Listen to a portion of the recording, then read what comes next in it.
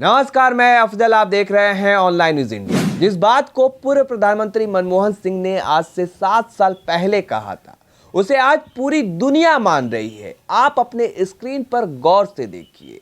It will be a disaster if Modi becomes PM of India. Bharat के लिए घातक साबित होगा अगर प्रधानमंत्री बनते हैं नरेंद्र मोदी। जी हाँ, ये बातें कही थी मनमोहन सिंह ने आज से 7 साल पहले।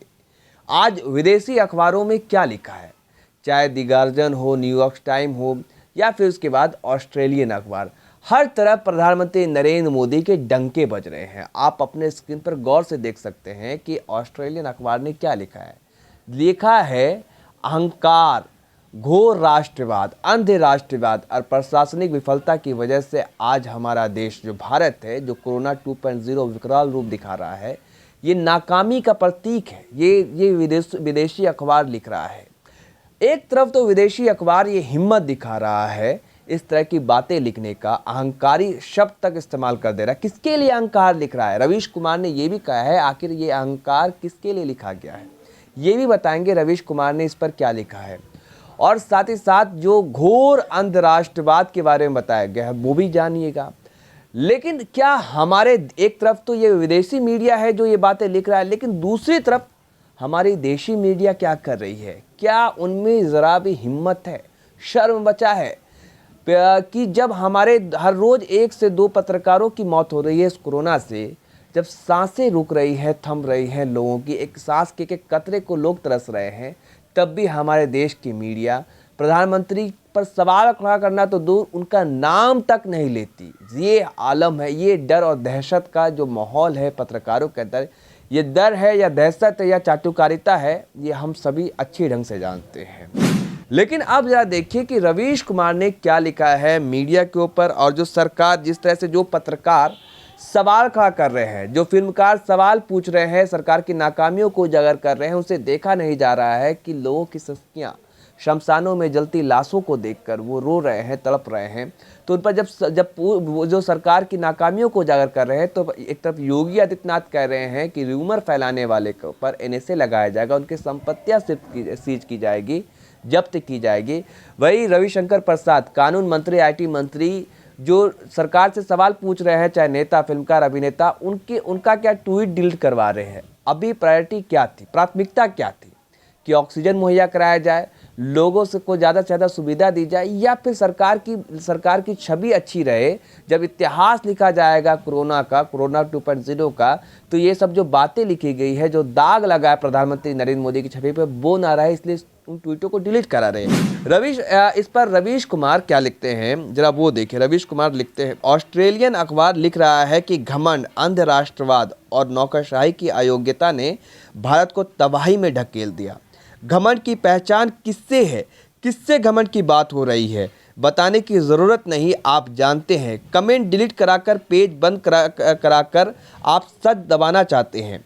आपको मुबारक, जो करना है कीजिए। फेसबुक और ट्विटर और चैनलों के बगैर भी लोग जान जाएंगे कि उनके और अपने अस्पतालों में के बाहर तड़प कर मर गए। जी हाँ, रवीश कुमार ने लिखा कि आप चाहे तो फेसबुक पेज बंद करा दीजिए, एनएसए लगा दीजिए, संपत्तियां जब्त करा दीजिए, लेकिन लोग जान जाएंगे कि ये अहंकार शब्द जो द ऑस्ट्रेलियन अखबार ने लिखा है, वो किसके लिए लिखा है। क्या ये प्रधानमंत्री नरेंद्र मोदी और योगी आदित्यनाथ संपत्ति जब्त करने जाएंगे ऑस्ट्रेलिया, US, UK और ऑस्ट्रेलिया में? इनकी संपत्ति जब्त करने की है हिम्मत? ये बातें लिखी है रवीश कुमार ने।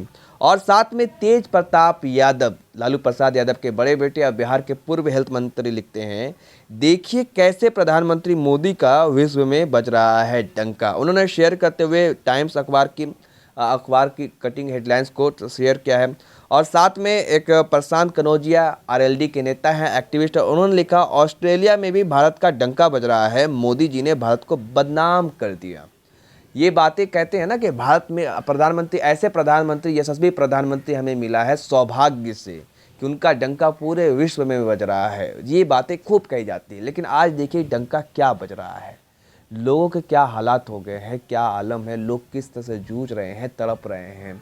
लोग तड़प रहे हैं, मर रहे हैं, लेकिन अभी भी हमारे देश की जो मीडिया है, जो ज़मीर बेच चुकी है, जिनको शर्म नहीं आती, जिन्होंने पूरी तरीके से दलाली करने की ठान ली है। और ऐसे हालात में भी सिस्टम जिम्मेदार, आखिर सिस्टम में कौन है ये नहीं बताया जा रहा है। तो एक तरफ तो ये है, दूसरी तरफ क्या आलम है। और अब एक और अखबार की कटिंग मैं दिखा रहा हूँ, ये देखिए दैनिक भास्कर की कटिंग, ये आप देख सकते हैं। ये कहा जा रहा है कि केंद्र सरकार राज्य सरकार पर ये दबाव डाल रही है कि जो मौत के आंकड़े हैं उसे छुपाया जाए। 5 लोग मर रहे, 25 लोग मर रहे हैं तो 5 लोग बताया जा रहा है कि 5 लोगों की मौत हुई है, यानी 5 गुना कम आंकड़े को छुपाया जा रहा है, दबाया जा रहा है, ताकि लोगों को बताया ना जा सके कि सरकार की नाकामी को छुपाया जा सके। ये दैनिक भास्कर ने जो है आज खुलासा किया है। हालांकि ये न्यूयॉर्क टाइम के हवाले से ये खबर को दिखाया गया है। तो एक तरफ जो मनमोहन सिंह ने कहा था नोटबंदी के समय कि 2% जीडीपी नीचे जाएगा, तो उन्हें ये बता दिया गया था कि ये हार्वर्ड वाले हैं और हम हार्डवर्क वाले हैं।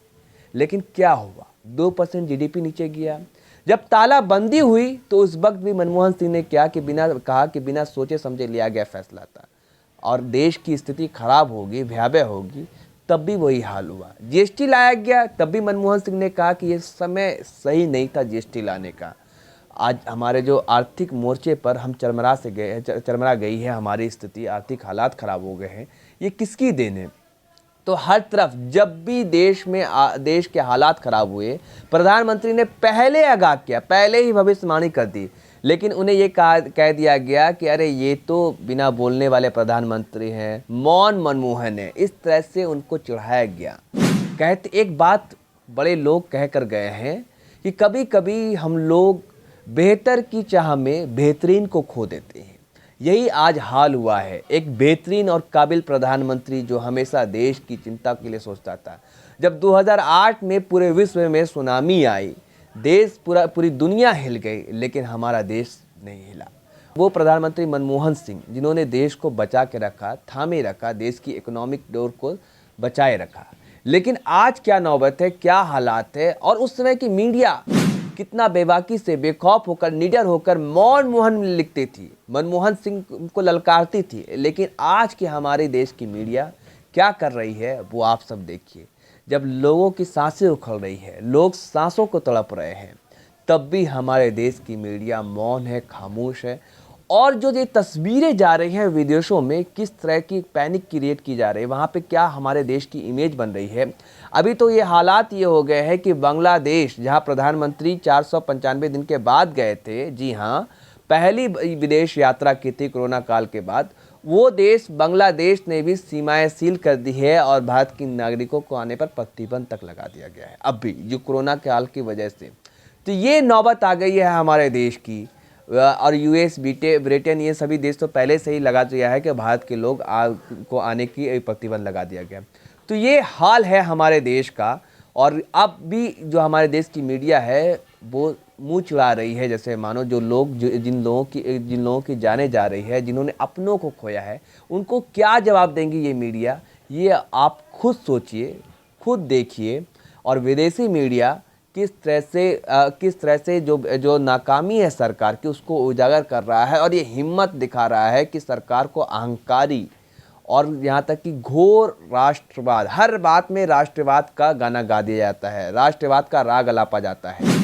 पाकिस्तान को घुस के मारा गया, चीन को ला के दिखाई गई, दुनिया में डंका बज रहा है। इन सभी बातों से सारी कमियों को खत्म कर दिया जाता है, दाब दिया जाता है, दबा दिया जाता है।